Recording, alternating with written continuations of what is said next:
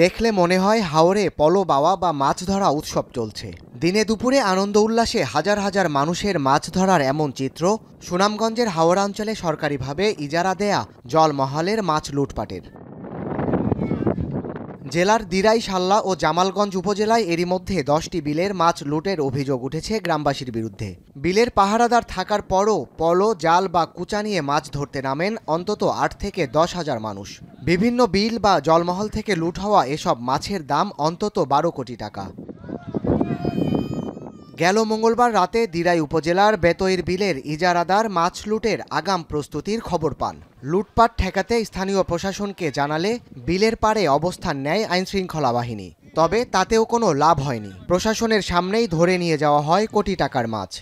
আসল কাশ্মীরি মানেই স্মার্ট কাশ্মীরি, একটি তাসমিয়া কসমেটিক্স অ্যান্ড টয়লেট্রিজ লিমিটেডের পণ্য। কতন বড় বড় গন্ডা মারছি, গোয়াল মারছি, গজার মারছি। মানুষের কেউ পাইছে না করে কোনো কথা না, সবে পাইছে। কেউ পাইছেও না, এমন আছে খালি, আর কেউ কেউ মারছে আর কি। প্রথমে ওই যে প্রশাসনের লোক আসছিল, তারপরে আর এগুলা এরা আর সম্মতি দেয় নাই, তখন পাবলিকে জিরোই নামছে।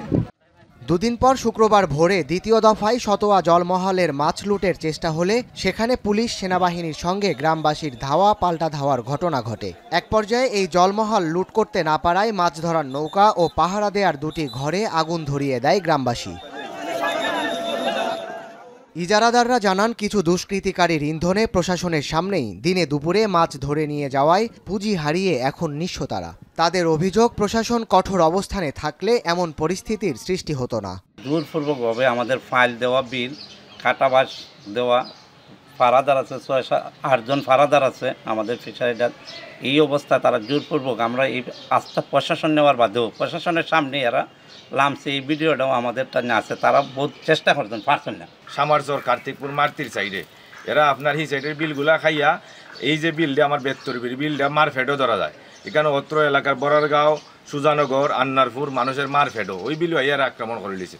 স্থানীয় প্রশাসনের দাবি, গ্রামবাসীর চেয়ে পুলিশের সংখ্যা কম হওয়ায় ঠেকানো যায়নি লুটপাট। তবে দ্রুত পরিস্থিতি নিয়ন্ত্রণের চেষ্টা চলছে বলেও জানান পুলিশ কর্মকর্তা। সেনাবাহিনীর টিম এবং আমাদের পুলিশের টিম সহ আমরা বেতই নদীতে গিয়েছিলাম। সেখানে আমরা চেষ্টা করেছি, কিন্তু এখানে এত হাজার হাজার লোক, তো একদিক দিয়ে আটকাইলে আরেক দিক দিয়ে নেমে যায়, তো নেমে গেছে। আমরা এই সংক্রান্ত অভিযোগ করলে আমরা আইনগত ব্যবস্থা নেব।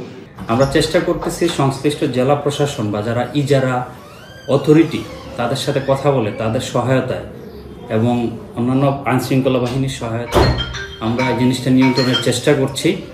ঘটনার ধারাবাহিকতায় শনিবার সকালে দিরাই উপজেলার সবচেয়ে বড় জলমহল নাইন্দা বিলের মাছ লুটের চেষ্টা করলে তা প্রতিহত করে যৌথ বাহিনী। পাশাপাশি বিভিন্ন জলমহলের মাছ লুটের ঘটনায় এরই মধ্যে আটক করা হয়েছে 8 জনকে।